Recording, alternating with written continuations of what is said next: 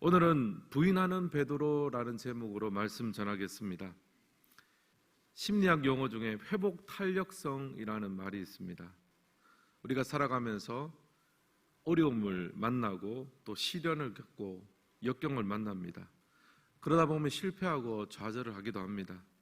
하지만 그런 순간에 다시 힘을 내서 원래 상태로 되돌아가려는 그런 마음, 의지, 이것이 바로 이제 회복 탄력성이다라고 할 수 있습니다. 바닥에다 이제 유리를 떨어뜨리면 깨지잖아요. 또 진흙을 바닥에다 떨어뜨리면 뭉개지고 바닥에 찰싹 붙습니다. 근데 공을 떨어뜨리면 어떻게 됩니까? 튀어오르죠. 우리가 인생을 살아가면서 누구나 넘어지고 쓰러지고 실패할 수 있습니다. 성도도 예외는 아니죠. 성도는요, 넘어지지 않는 사람들이 아니라 넘어지지만 예수님의 은혜를 힘입고 다시 벌떡 일어서는 존재가 될 줄을 믿습니다. 결국 우리가 신앙생활을 하면서 인생을 살아가면서 중요한 것은 넘어지지 않는 것도 중요하지만 넘어졌을 때 주님을 힘입고 회복하고 일어서는 게 중요하죠. 영적인 회복 탄력성이 우리에게 필요합니다. 사실 우리에게 소소하고 또 큰 문제와 어려움들이 언제나 찾아올 수 있습니다. 그렇기 때문에 이 회복 탄력성은 우리가 신앙생활을 하면서 굉장히 중요합니다. 오늘 본문의 앞문맥을 보면요, 예수님은 가룟 유다의 배신으로 인해서 이제 공회로 잡혀갔습니다. 끌려가서 신문을 받게 됩니다. 여러 거짓 증인들이 나와서 예수님을 몰아세웠습니다. 성전을 허물라 내가 다시 세우리라 이런 말을 했고 또 저런 말을 했고 또 안식일에 또 환자를 고쳤고 막 여러 가지 막 증언을 했습니다. 그런데 이제 서로 간의 증언들이 일치를 하지 않고 또 이런 사안들을 가지고 분명한 어떤 증거나 증언이 없는데 이 처벌하기가 어려운 거예요. 그래서 대제사장이 이제 직접 나섰습니다. 직접적인 질문을 합니다. 내가 찬송을 받으실 이의 아들 그리스도냐? 정체성을 물었습니다. 증인을 통해서 고소하는 것이 어려우니까 이제 직접 신문을 한 거죠. 예수님이 대답하십니다. 내가 그니라. 인자가 권능자의 우편에 앉을 것과 구름 타고 오는 것을 너희가 볼 것이다. 이 말을 딱 들으니까 대제사장이 더 이상 증인이 필요 없다. 이거는 신성모독죄가 아니냐. 자기가 하나님의 아들이라고 말하니까 이거는 뭐 신성모독이고 더 이상 증인이 필요 없다라고 선언을 합니다. 그때부터 사람들이 예수님께 침을 뱉고 또 얼굴을 치고 예수님에 대한 모독과 폭행이 시작되었어요. 바로 여기까지가 오늘 말씀의 배경이 됩니다. 베드로는요, 예수님이 잡혀가는 것을 보았습니다. 그때 도망을 쳤죠. 근데 베드로가 마음에 또 양심은 있잖아요. 예수님이 그렇게 잡혀가시는데 막상 도망을 치고 그래도 예수님의 뒤를 쫓아가면서 예수님이 어떻게 되는지를 보고 싶었습니다. 그래서 베드로는 잡혀가는 예수님의 뒤를 몰래 따라갔습니다. 그리고 예수님께서 신문을 받고 모독을 당하는 그 장면을 멀찍이서 지켜보고 있었어요. 근데 이제 여기서 이제 문제가 발생을 합니다. 대제사장의 여종 하나가 불을 쬐고 있는 베드로를 보면서 말합니다. 너도 나사렛 예수와 함께 있었지 않냐? 뜨끔하죠. 베드로가 깜짝 놀라서 부인합니다. 나는 내가 무슨 말 하는지를 모르겠다. 그냥 얼머무리듯이 무슨 말 하는지 나는 모르겠네 하면서 그냥 자리를 피해버렸습니다. 앞돌로 자리를 옮겼습니다. 이번에는 또 그 동일한 여종이 베드로를 보면서 곁에 있는 사람들에게 말합니다. 아까는 처음에는 이제 베드로한테 직접 이야기했고요. 지금은 이제 곁에 있는 사람들한테 다시 말합니다. 이 사람은 그 도당이다. 그러자 베드로가 또 부인을 합니다. 그리고 마지막으로 이제는 그 여종이 아닌 여종 곁에 서 있던 사람들이 베드로한테 말합니다. 이제 전에 그 여종한테 이야기를 듣고 자세히 베드로를 보니까 아무리 봐도 맞는 것 같아요. 그래서 너 갈릴리 사람 아니냐? 넌 진짜 그 도당이 맞다. 베드로가 이제는 뭐 무슨 말인지 모르겠습니다. 나는 아닙니다. 이 정도가 아니라 저주를 하며 맹세합니다. 나는 너희가 말하는 이 사람을 알지 못한다. 이제 예수님을 직접적으로 부정해버렸어요. 앞에서는 무슨 말 하는지 모르겠습니다. 그냥 얼렁뚱땅 적당하게 둘러대고 지나갔는데 마지막 순간에는 나는 그 사람을 알지 못한다 그러면서 예수님을 직접적으로 부정해버렸어요. 절묘한 타이밍에 바로 그 순간 닭이 두 번 울었어요. 72절 말씀 우리 같이 한번 읽겠습니다. 시작. 닭이 두 번째 울더라. 이에 베드로가 예수께서 자기에게 하신 말씀 곧 닭이 두 번 울기 전에 네가 세 번 나를 부인하리라 하심이 기억되어 그 일을 생각하고 울었더라. 딱 그렇게 부정을 했는데 첫 번째, 두 번째, 세 번째, 세 번째는 아예 그냥 예수님 누군지도 모르겠다고 하면서 그냥 예수님 자체를 부정을 했는데 닭이 두 번째 우는 거예요. 그 전날 밤 예수님이 최후의 만찬에서 하신 말씀 기억나잖아요. 이 밤 닭이 두 번 울기 전에 네가 나를 세 번 부인할 거야. 그리고 다른 복음서에 이 장면을 기록하는 데서는요, 예수님하고 눈이 딱 마주쳤습니다. 이거는 뭐 베드로 입장에서는 너무나 수치스러운 순간 아닙니까? 그래도 예수님 곁에서 예수님을 보좌하고 주님의 수제자라고 생각을 했고, 그리고 예수님이 잡혀가는 순간에 칼을 들어서 예수님을 위해서 싸웠고, 그리고 마지막 순간까지 그래도 어쨌든 예수님의 그 뒤에 모습이 어떻게 되는지를 보고 싶어서 억지로 따라왔는데 완전히 바닥에 그냥 바닥을 쳤습니다. 세 번이나 예수님을 부인하고 눈이 딱 마주쳤는데 통곡이 나오는 거죠. 통곡이. 그 일을 생각하고 울었더라. 베드로가 예수님을 사랑한 것은 맞습니다. 사실 다른 제자들은 이렇게까지 안 하잖아요. 베드로는 예수님을 뜨겁게 사랑했습니다. 잘하고 싶었습니다. 끝까지 가고 싶었습니다. 어떻게 되면 다 하고 싶었는데 마지막 순간에 사람이 약하잖아요. 예수님을 부인해버렸어요. 그냥 바닥을 치고 회복할 수 없는 지경에 이르렀습니다. 여러분, 과연 베드로는 다시 이 바닥에서 일어나서 회복 탄력성을 가지고 일어설 수 있겠습니까? 쉽지 않은 거죠, 사실은. 이런 관점으로 성경을 보면요, 성경에는요, 바닥을 친 정도가 아니라 바닥에 딱 붙어 있는 사람들이 많습니다. 여러분, 야곱을 보십시오. 야곱이요, 하나님 앞에 족장으로서 쓰임 받기도 했지만 사실은 야곱은요, 아버지를 속여 먹고 형의 축복권을 훔쳐가지고 가정을 풍비박산 만들어내는 장모님 아닙니까? 그리고 외삼촌 라반의 집으로 자기 혼자 살겠다고 도망을 쳤어요. 어떻게 용서받을 수 있겠습니까? 바닥을 친 사람이에요. 요셉을 보십시오.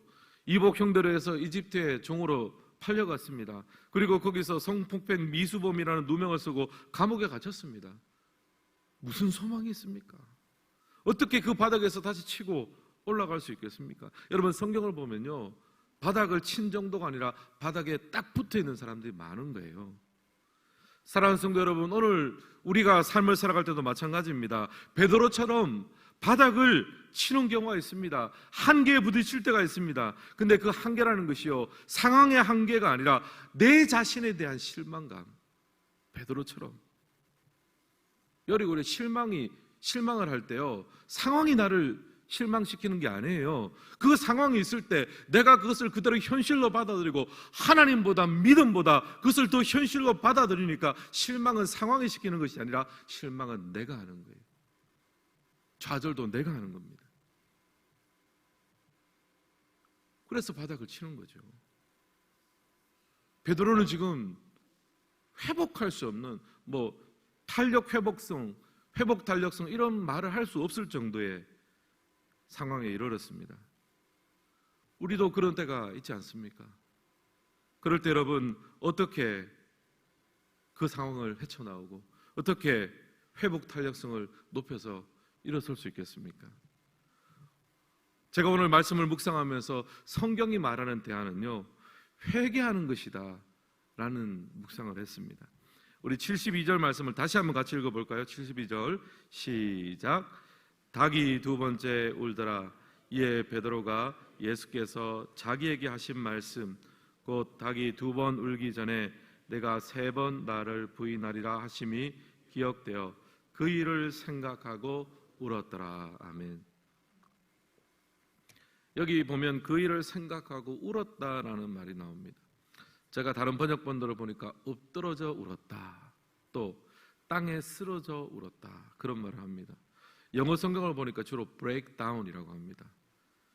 기계가 고장이 나서 갑자기 털썩 주저앉는 것처럼 breakdown. 여러분, 베드로의 울음은요 단순한 울음이 아닙니다.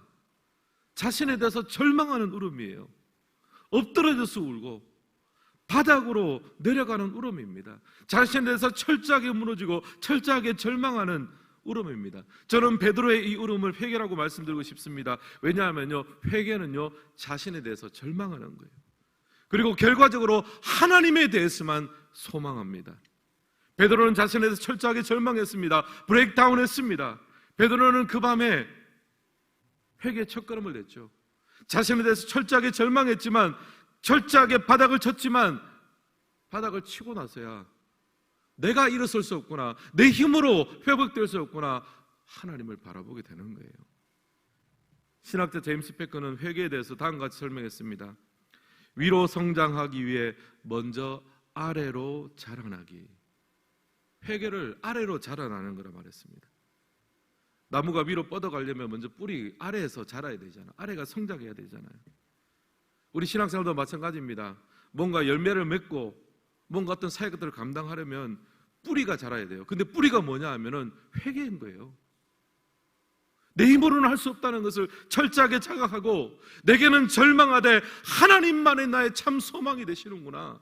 여러분, 십자가의 정신은 그런 거 아닙니까? 십자가는요, 그게 정과 욕심, 내 모든 것을 못 박는 자리입니다. 그리고 예수님에 대해서, 의에 대해서 회복하고 살아나는 자리가 십자가의 자리인 거예요.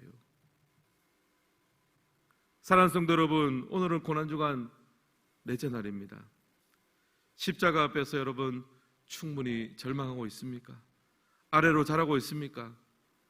우리가 눈에 보이는 영역 속에서만 열심히 하고 열매를 맺는 것이 중요한 것이 아니라 베드로처럼 내가 예수님 앞에서 브레이크다운 되어져서 주님 아니면 내가 살 수 없습니다, 통곡하고 애통하고 엎드러져 우는 역사가 있기를 주님의 이름으로 소망합니다. 이 회개가 우리의 영적인 회복 탄력성을 높여주게 되는 거예요. 성경을 보면요, 회개 여부가 얼마나 중요한지 몰라요. 여러분, 구약성경에 사울왕하고 다윗의 차이가 무엇입니까? 둘 다 결정적인 죄를 지었잖아요. 사울이 왕이 되고 나서 교만해졌습니다. 순종이 제사보다 낫다고 사무엘 선지자가 계속 가르치지만 하나님 말씀에 순종하기보다 자신의 왕으로서 자신의 위치와 입장이 더 중요했습니다. 그래서 순종은 밀쳐놔 버렸습니다. 교만이라는 것은요, 죄 중에 죄거든요. 다윗은 어떻습니까? 다윗도 만만치가 않죠. 간음을 저질렀고 또 살인교사를 했고 어떻게 보면 사울보다 더 나쁜 죄를 지었어요. 근데 사울왕하고 다윗왕하고 차이가 무엇입니까?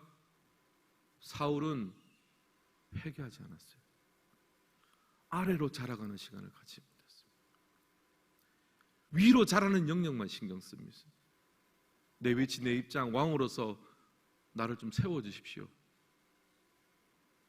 그렇게 세워보면 뭐합니까? 아래가 다 비어있는데, 기초가 약한데 금세 폭삭 무너지잖아요. 반대로 다윗은 어떻습니까? 눈물로 회개를 했습니다. 브레이크다운의 시간을 가지고 자신에 대해서 충분히 절망하니까 내 참된 소망은 하나님밖에 없구나. 다윗도 사실은 십자가를 통과한 거나 마찬가지예요. 여러분, 오늘 우리가 살펴보고 있는 베드로도 마찬가지 아닙니까? 베드로하고 가룟 유다의 차이가 뭡니까? 가룟 유다는 예수님 배신하고 팔아먹었어요. 베드로는요, 비슷합니다. 비겁하게 예수님을 3번이나 부인했습니다. 큰소리 떵떵 쳤지만 말하고 행동하고 완전히 달랐습니다. 양상만 다를 뿐이지, 정도만 다를 뿐이지 비슷해요. 근데 결정적인 차이가 뭡니까? 가룟 유다는요 회개하지 않았어요. 가룟 유다는 후회는 했습니다. 후회는 했죠. 근데 하나님 앞에 회개는 하지 않았습니다. 아래로 자라나는 시간을 가지 못했습니다. 그냥 자신의 행동에 대해서만 나중에 후회했을 뿐입니다. 근데 베드로는요 회개를 했어요. 자신에 대해서 충분히 절망하고, 내가 그동안 예수님의 수제자라고 이런 것도 하고 저런 것도 하고 직분도 받고 뭐도 하고 했는데 주님이 날 붙들어주지 않으면 하룻밤 만에 내가 주님을 3번이나 부인할 수밖에 없구나. 베드로는 그 자리에서 무너져서 회개를 했습니다. 사랑하는 성도 여러분, 이것이 십자가가 아닙니까? 십자가는 내 자신에 대해서 절망하는 것입니다. 나의 정과 욕심을 십자가에 못 박습니다. 그러나 하나님에 대해서는 절대 소망하는 거예요. 나의 정욕과 욕심은 십자가에 못 박히지만 하나님에 대해서, 의에 대해서 살아나는 것, 이것이 바로 십자가가 될 줄을 믿습니다. 십자가는요 바닥을 친 인생이 회복 탄력성을 가지고 다시 태어나는 자리가 될 줄을 믿습니다. 본 어게인 하는 자리죠. 찬송가 151장 1절은 이렇게 찬양하고 있습니다. 만왕의 왕 내 주께서 왜 고초 당했나, 이 벌레 같은 날 위에 그 보혈 흘렸네. 십자가 내가 처음 볼 때 나의 마음에 큰 고통 사라져 오늘 믿고서 내 눈 밝았네. 참 내 기쁨 영원하도다. 작사자는 지금 자신에 대해서 절망합니다. 만왕의 왕 내 주께서 왜 고쳐당했나, 이 벌레 같은 날 위에 보혈 흘렸네. 요즘 이런 말 잘 안 쓰잖아요. 이 벌레 같은 날 위에 이런 말 했다고 하는, 요즘 큰일 날 거 아닙니까? 자신에 대해서 절망하는 거예요. 아래로 자라가는 거예요. 그런데 그렇게 회개하며 자신에 대해 절망할 때 내 마음의 고통이 사라집니다. 내 눈이 밝아집니다.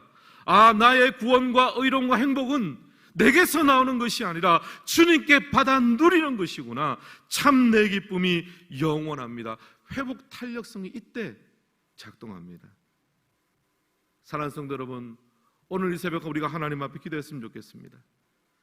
여러분, 혹시 이 회개라는 것이 내가 다른 사람보다 별로 죄를 덜 지었는데 자꾸 회개를, 죄라는 것을 상대화하지 말았으면 좋겠어요. 회개는 다른 사람에게도 짓는 것이지만, 죄라는 것은 다른 사람에게도 짓는 것이지만 하나님께도 짓는 거거든요. 우리가 생각할 때 내가 뭐 그렇게까지 회개할 게 있나? 베드로처럼 내가 직접적으로 예수님을 부인한 것도 아닌데, 착각입니다. 여러분, 베드로가 3번을 부인했다고 했는데 처음에는 예수님을 직접 부인한 게 아니에요. 여종이 너도 나사렛 예수와 함께 있었지 않느냐? 난 당신 무슨 말하는지 모르겠습니다. 이 정도 했어요. 2번째는요, 여종 옆에 서 있는 사람들이 당신도 그 도당이다 했을 때 아닙니다. 그냥 그 말 자체를 부인했을 뿐이에요. 마지막은 직접 부인했죠.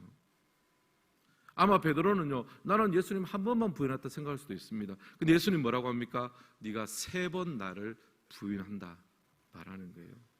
여러분, 우리가 착각해서는 안 됩니다. 회개를 자꾸 막는 요인이 뭐냐 하면요, 우리가 착각하는 거예요. 자꾸 상대를 바라보면서 나는 그래도 저 사람보다 낫다는 거예요. 나는 저 사람보다는 죄를 덜 지었고 저 사람이 나한테 잘못한 것에 비해서는 나는 뭐 그렇게까지 잘못한 게 없다라고 생각하는데요, 천만의 말씀입니다. 죄는 그 사람과 사람 사이에도 있는 것이지만 기본적으로는 하나님과 우리 사이의 문제예요. 우리는 상대방에 대해서 자비가 없습니다. 그런데 내 자신에 대해서는 너무 자비롭습니다. 근데 이 모든 것이 다 착각이에요. 예수님은 말씀하십니다. 너는 나를 한 번은 부인한 것이 아니라 3번 부인했다는 거예요. 사랑하는 성도 여러분, 우리는 오늘 이 베드로의 무너짐, 이 베드로의 회개를 우리가 오늘 십자가 앞에서 생각했으면 좋겠습니다. 하나님, 나는 베드로까지는 아닙니다. 이 정도는 아닙니다. 그렇게 생각하지 마십시오. 그것은 우리의 착각일 뿐입니다. 여러분, 십자가 앞에서는요, 사람을 보는 것이 아니라 고개를 드는 자리가 아닙니다. 십자가 앞에서는 브레이크다운, 우리가 엎드려져서 하나님 아버지의 주의 십자가에, 이 갈보리산에 주님의 십자가 앞에 오늘 내가 서기를 소망합니다. 베드로처럼 엎드려져서 주님, 은혜가 아니면 내가 회복할 수 없습니다. 다시 태어나기를 원합니다. 이렇게 고백하며 회복 탄력성이 우리 안에 다시 한번 작동하는 은혜가 있기를 예수님의 이름으로 축복합니다.